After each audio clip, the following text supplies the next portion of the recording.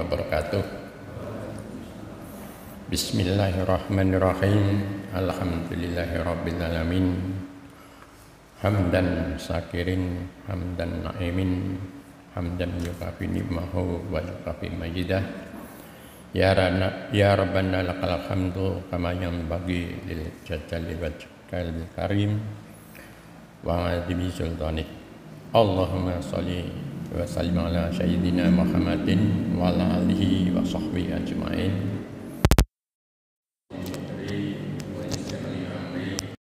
Tatamil sandi yafqahu qawli. Jamaah subuh yang dirahmati Allah, marilah kita selalu menunjukkan puji syukur kepada Allah Subhanahu wa taala, yang mana sampai saat ini kita semua masih diberi keimanan, keislaman.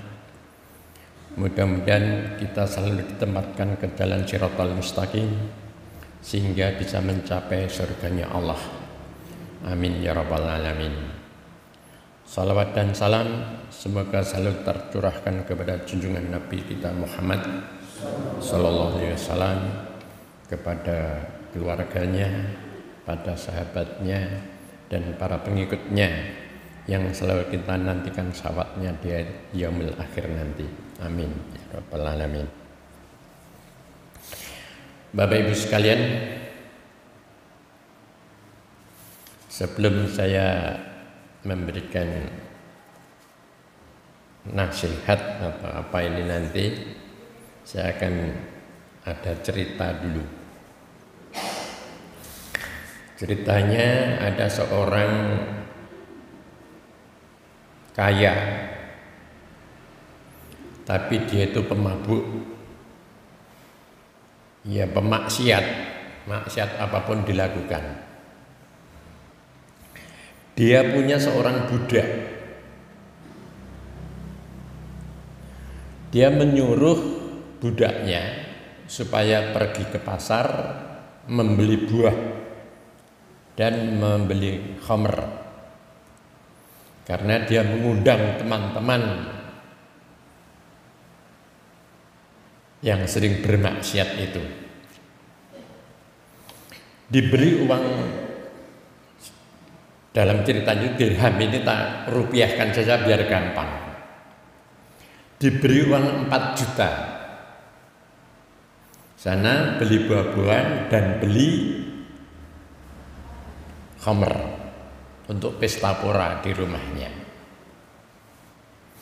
Nah, saat budak ini berangkat ke pasar,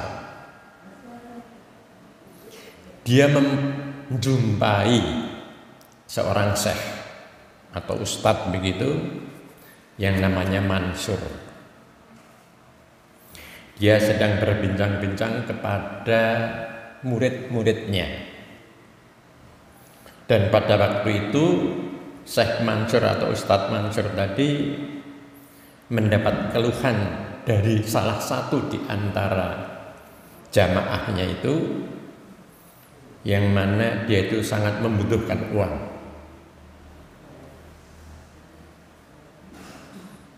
Ditanya berapa, butuh uang 4 juta. Lalu Ustadz Mansur tadi mengumumkan kepada jamaahnya. Kebetulan budaknya tadi ikut mendengarkan di situ, di dalam perjalanan ke pasar itu. Siapa yang bisa membantu fakir miskin ini uang 4 juta? Saya akan mendoakan 4 hal yang engkau minta. Ya, jamaah mungkin banyak yang nggak siap membawa uang, tapi budak tadi kan membawa uang untuk belanja khamr dan buah-buahan. Dengan tekad bulat, karena ada 4 hal yang akan didoakan oleh Ustadz Mansur tadi, lalu uang ini diserahkan. Ini saya sedekahkan 4 juta. Nah, setelah diberikan kepada fakir miskin tadi, lalu Ustadz Mansur ini berdoa. Tanya kepada budaknya tadi, Apa yang kamu minta? Yang pertama yang saya minta, saya agar bisa dibebaskan, dimerdekakan dari jadi budak. Lalu Syekh Mansur atau Ustadz Mansur tadi mendoakan, ya Allah, merdekakanlah budak ini. Didoakan. Lalu apalagi yang Anda minta? Ini baru satu. Yang kedua,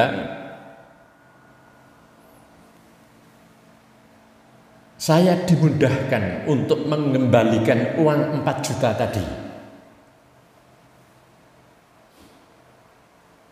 Lalu didoakan, ya Allah, segera lunaskanlah utangnya budak ini. Lalu yang ketiga, apa yang Anda minta selanjutnya?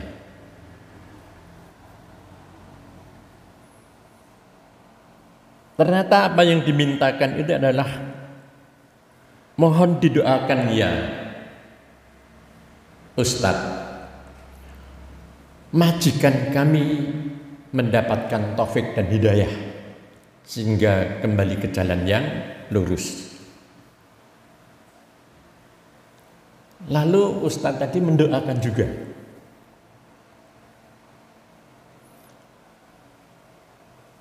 Tinggal satu permintaan lagi. Apa yang kau minta? Budak tadi, ya Ustadz, mohon kami didoakan. Diri saya, majikan saya, Ustadz dan para jamaah ini diampuni dosa-dosanya. Lalu Ustadz Mansur tadi berdoa, memohonkan ampun kepada budaknya tadi, kepada majikannya, dan kepada dia sendiri, Ustadz Mansur, dan kepada para jamaah semuanya. Selesai. Tapi dia akan pulang, kan harus membawa buah dan khamr. Tapi apa? Uangnya sudah disodakohkan. Dia sudah mikir, aduh saya akan selalu mendapatkan marah ini nanti. Dia pulang tanpa membawa apa-apa.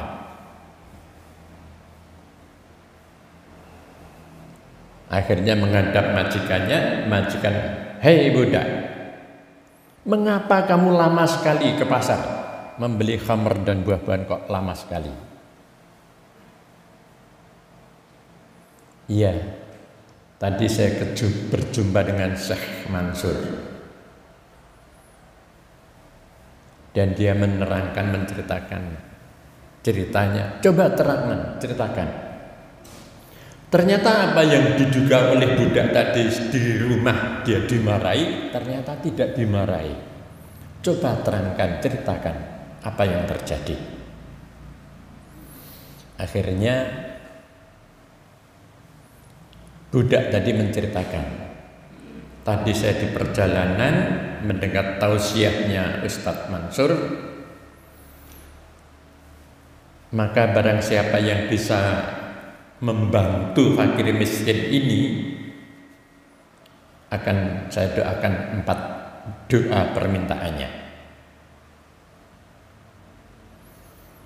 Jadi apa yang Anda minta? Yang pertama, saya mohon didoakan bisa menjadi orang yang merdeka, tidak jadi budak lagi.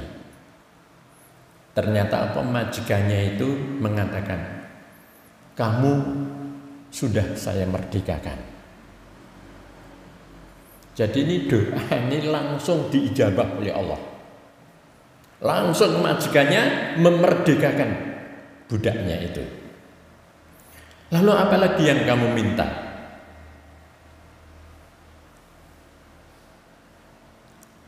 Saya bisa melunasi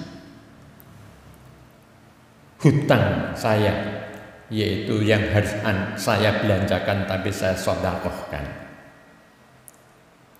Oke, kalau begitu. Lunas sudah, malah saya ganti 40 juta. 10 kali lipat. Dah saya lunasi itu malah saya lipat gandakan 10 kali lipat, jadi 40 juta. Lalu yang ketiga apa yang Anda minta? Saya memohonkan agar majikan mendapatkan taufik dan hidayah kembali jalan yang lurus. Terima kasih. Majikannya bilang begitu, saya telah bertobat. Saya akan kembali kepada jalan yang lurus, yang benar. Lalu apa yang keempat? Yang keempat, saya mohon didoakan. Saya, majikan, Ustadz Mansur dan para jamaahnya diampuni segala dosa-dosanya. Majikan tadi tidak bisa jawab. Itu bukan kekuasaan saya. Saya kuasa hanya 3 hal tadi. Oke, terima kasih. Akhirnya pada malam harinya majikan tadi tidur dan mimpi diketemui seseorang.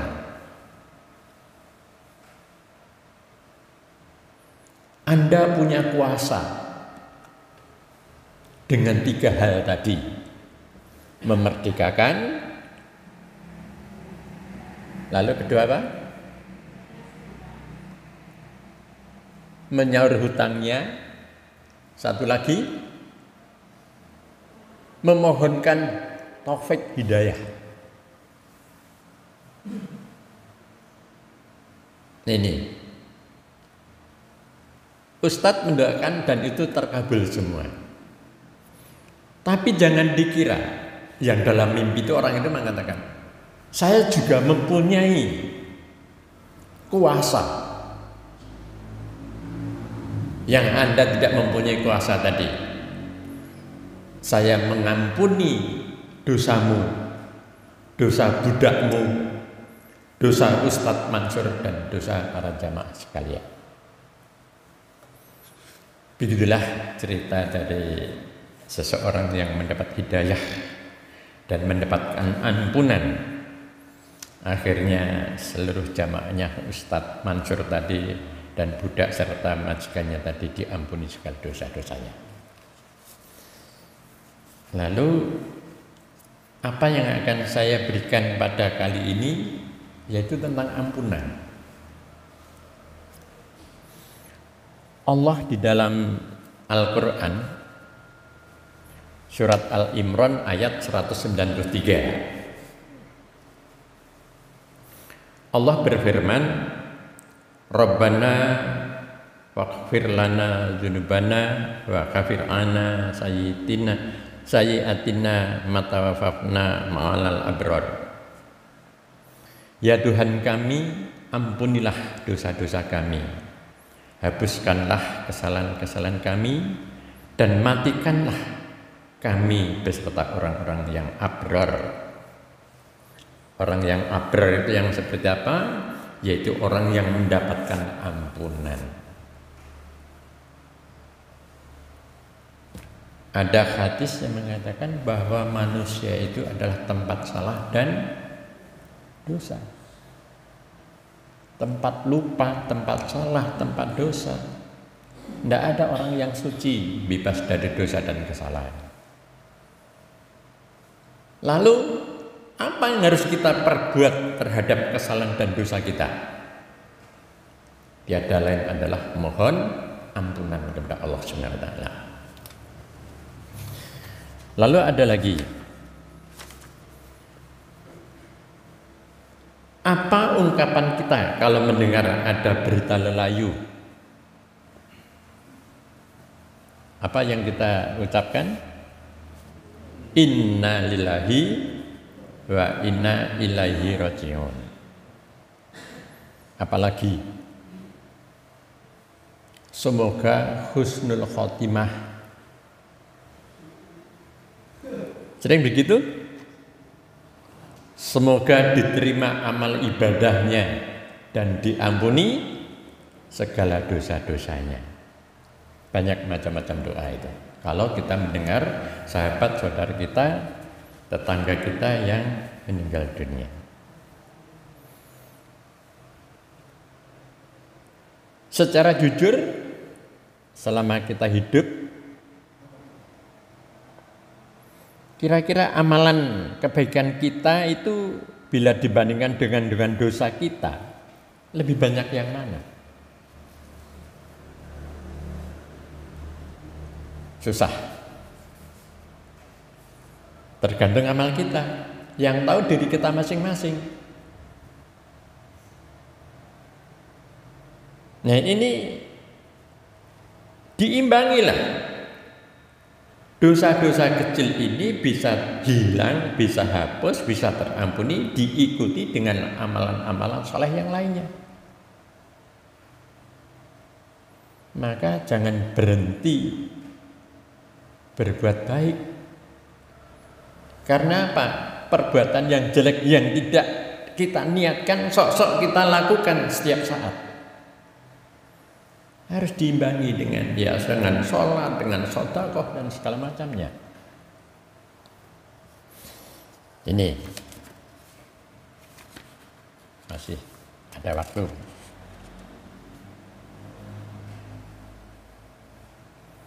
Lalu apa yang harus kita lakukan apabila kita itu menghadapi banyak dosa dan kesalahan? Maka peluang untuk menjadi penghuni sorga akan tertutup.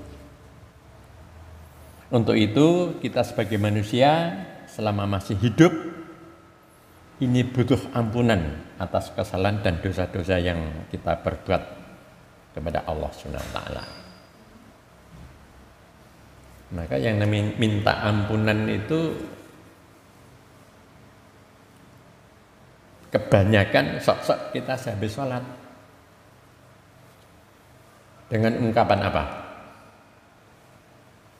Astaghfirullahaladzim alladzi la ilaha illa huwal hayyul qayyum wa atubu ilaih. Ini selalu kita ucapkan karena kita menyadari banyak kesalahan dan dosa. Maka kita diwajibkan untuk selalu mohon ampunan kepada Allah. Ampunan Allah itu di dalam Quran surat An-Nisa ayat 110. Wa man ya'mal syu'an aw yatlim nafsahu thumma yatakfirillahu yajidil illa ghafurur rahim. Barang siapa mengerjakan kejahatan dan menganiaya dirinya, kemudian ia mohon ampun kepada Allah, niscaya ia akan mendapatkan ampunan. Allah Maha Pengampun dan Maha Penyayang. Ini sudah janji Allah. Maka wajarlah kita sembarang waktu selalu mohon ampunan kepada Allah, karena apa-apa yang kita lakukan banyak kesalahan dan dosa-dosanya. Allah mengabulkan orang-orang yang minta ampun dan menjanjikan karunia-Nya. Namun di dalam Quran surat Al-Baqarah ayat 268, setan itu menakuti manusia. Ini godaan-godaan saja. Kemarin sudah disampaikan oleh Ustadz Ikhwan Ahada, bagaimana cara setan menggoda manusia dengan cara halus, dengan cara yang tidak terasa kita tergiur apa yang diinginkan oleh setan. Setan menakut-nakuti manusia dengan kemiskinan, dengan menyuruh manusia untuk berbuat maksiat, berbuat kikir. Sedang Allah menjanjikan untukmu ampunan dan karunia-Nya. Allah Maha luas karunia-Nya dan Maha mengetahui. Sampai saya itu menyarankan kepada anak saya, kalau kamu bisnis jangan mencari untung seoke-oke. Kalau perlu justru saat diberikan.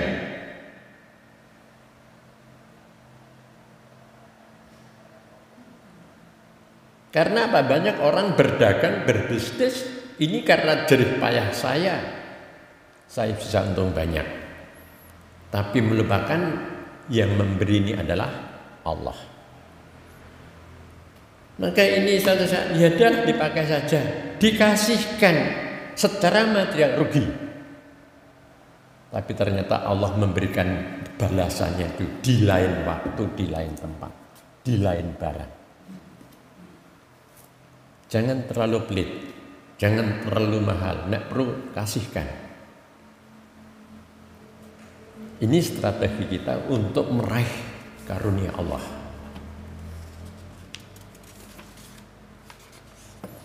Lalu di mana Allah memerintahkan mohon supaya kita itu memohon ampunan?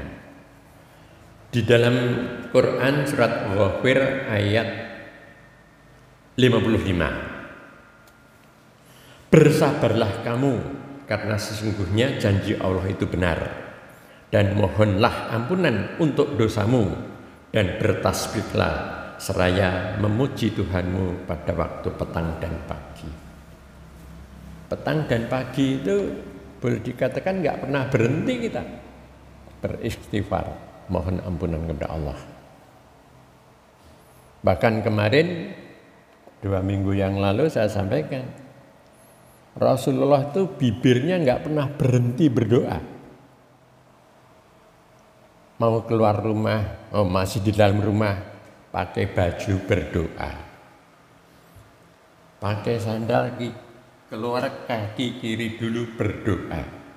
Di perjalanan zikir. Sampai di depan masjid berdoa. Ini nggak pernah berhenti.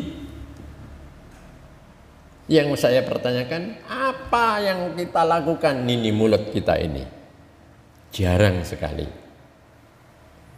Bahkan bercermin pun berdoa. Masuk kamar mandi berdoa, keluar WC berdoa. Setiap saat itu nggak pernah ini berhenti. Puasa kuku ireng tak katakan mungkin tidak ada sunnah-sunnah yang harus dilakukan, yang dicontohkan oleh Rasulullah ini. Tapi kita wajib berusaha. Rasulullah bersabda, berlomba-lombalah kamu untuk mendapatkan ampunan dari Tuhanmu dan surga yang luasnya seluas langit dan bumi yang disediakan bagi orang-orang yang beriman kepada Allah dan Rasul-Rasulnya. Sesungguhnya Allah tidak akan mengampuni dosa-dosa syirik dan Dia mengampuni segala dosa selain syirik bagi siapa saja yang dikehendaki. Nah, ini peringatan kita, ternyata dosa sebesar apapun, sebanyak buih di lautan, Allah itu akan selalu mengampuni dosa kita, asal kita bertaubat. Taubat itu bagaimana? Lain kali akan saya sampaikan di sini tentang taubat. Tapi ada satu dosa yang tidak bakal diampuni oleh Allah, yaitu syirik. Mensekutukan Allah. Menganggap ada ilah selain Allah. Ada sesembahan selain Allah. Ini yang tidak terampuni. Dan mereka itu ternyata sudah diingatkan berkali-kali, tapi matanya tertutup, telinganya tertutup, sehingga tetap dia berbuat syirik. Allah berfirman di dalam surat At-Taubah ayat 113. Tidak sepatutnya bagi Nabi dan orang-orang yang beriman memintakan ampun kepada Allah bagi orang-orang musyrik. Walaupun orang-orang musyrik itu adalah kaum kerabatnya. Sudah jelas bagi mereka bahwasanya orang-orang musyrik itu adalah penghuni neraka jahanam. Ini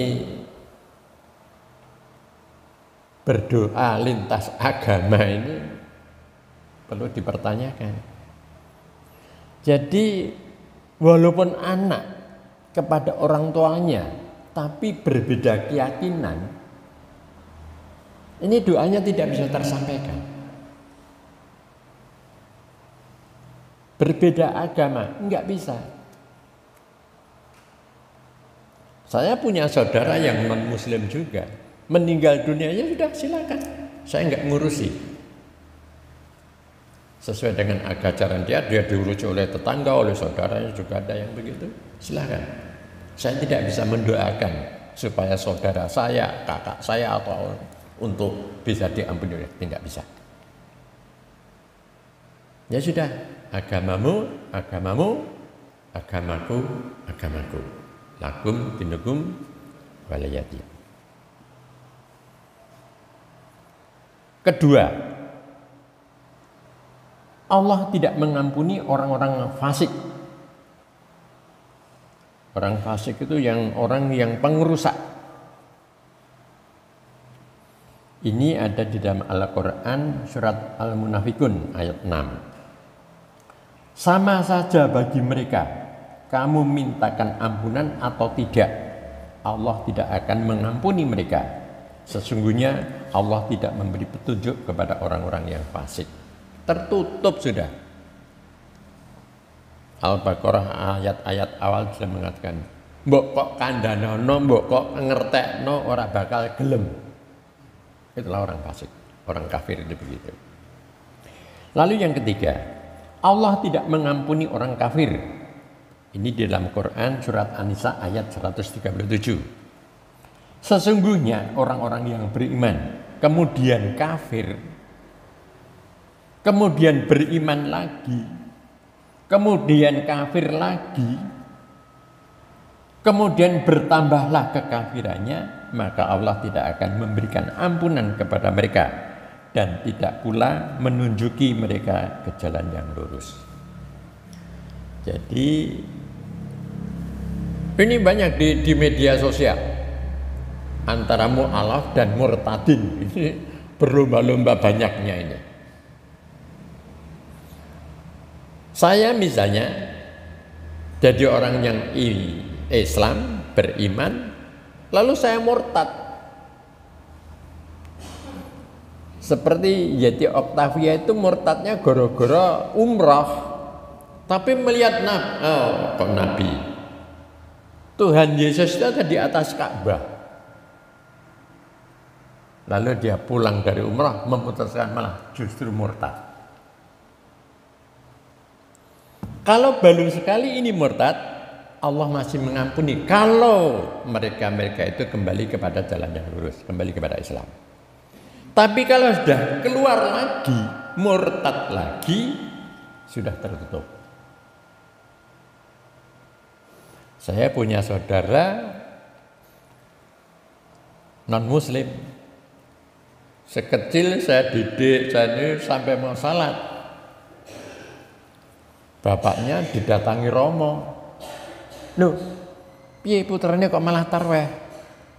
Jadi mereka itu asal bulan Ramadan dibetengi, jangan sampai dolari tarweh anak-anak kecil itu. Saja. Lama-lama bapaknya diangkat jadi diakon. Diakon itu seperti apa ya? Pimpinan agama di tingkat bawah. Nah, lalu anaknya dilarang. Dulu nantang sama, bapak yo, sing mlebu swarga sapa? Bapak pak aku. Dulu nantang begitu. Saya didik jadi orang Islam begitu. Tapi akhirnya didesak-desak oleh Roma, bahkan bapaknya dijadikan diakon. Akhirnya dia kembali Katolik, bahkan sekolah ke seminari. Wah, sekarang kuat banget. Tapi dia nalar, saya hanya berdoa mudah-mudahan mendapat petunjuk ke jalan yang benar. Karena tinggal sekali. Kalau sudah nanti masuk dalam lagi lalu murtad lagi sudah tak akan terampuni. Tapi dia sudah berjanji, sudah saya kunci hati saya. Dia sudah mengatakan demikian. Tapi siapa tahu kalau Allah itu memberikan hidayah. Saya hanya berdoa saja. Lalu bagaimana syarat agar Allah memberikan ampunan dan pahala? Ada 10 syarat agar Allah mengampuni segala dosa dan kesalahan kita dan mendapatkan pahala. Sudah diampuni dosanya, masih mendapatkan pahala. Ini di dalam Quran surat Al-Ahzab ayat 35.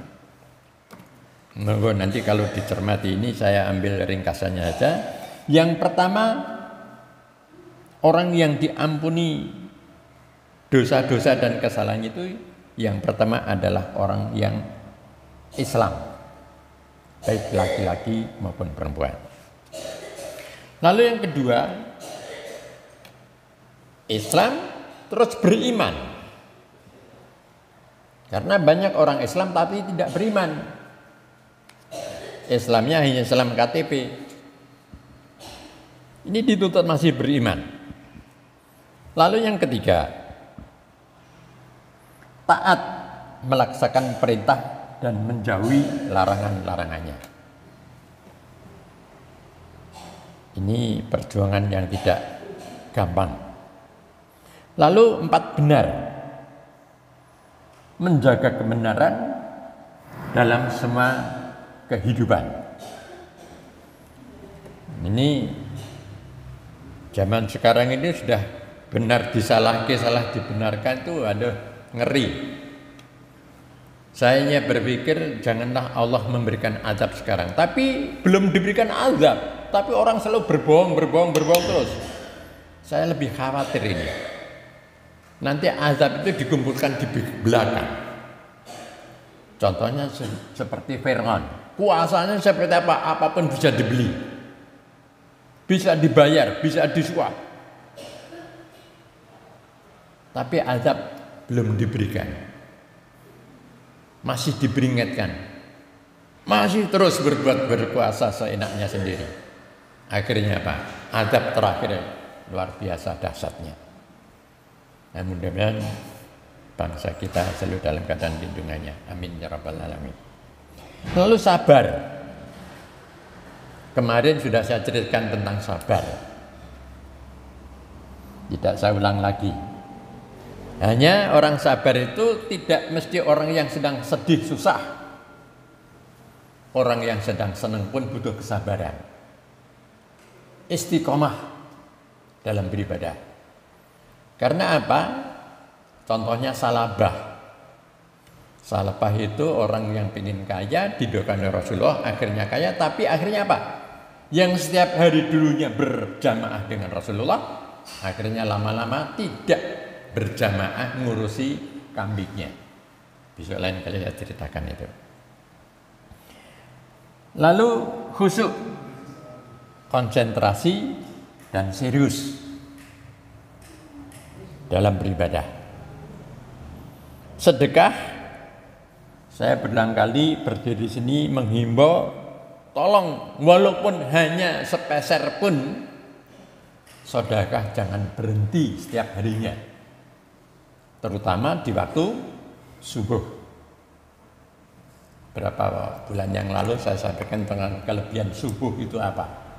Termasuk sedekah itu. Dicatat karena apa? Malaikat turun ke langit bumi. Mencatat, melihat apa yang kita lakukan. Silahkan sedekah walaupun sedikit, tapi setiap hari. Nek perlu nggak perlu lihat orang lain. Lalu berpuasa baik wajib ataupun sunnah. Lalu menjaga kemaluan. Yang terakhir yaitu zikrullah. Ingat kepada Allah. Demikianlah Bapak Ibu sekalian, Mudah-mudahan yang sedikit ini bermanfaat untuk diri pribadi saya dan jamaah semuanya. Mudah-mudahan kita senantiasa mendapat ampunan dari Allah Subhanahu wa taala sehingga kita bisa masuk dalam surganya. Amin ya rabbal alamin. Apabila ada kurangnya mohon dimaafkan. Assalamualaikum warahmatullahi wabarakatuh.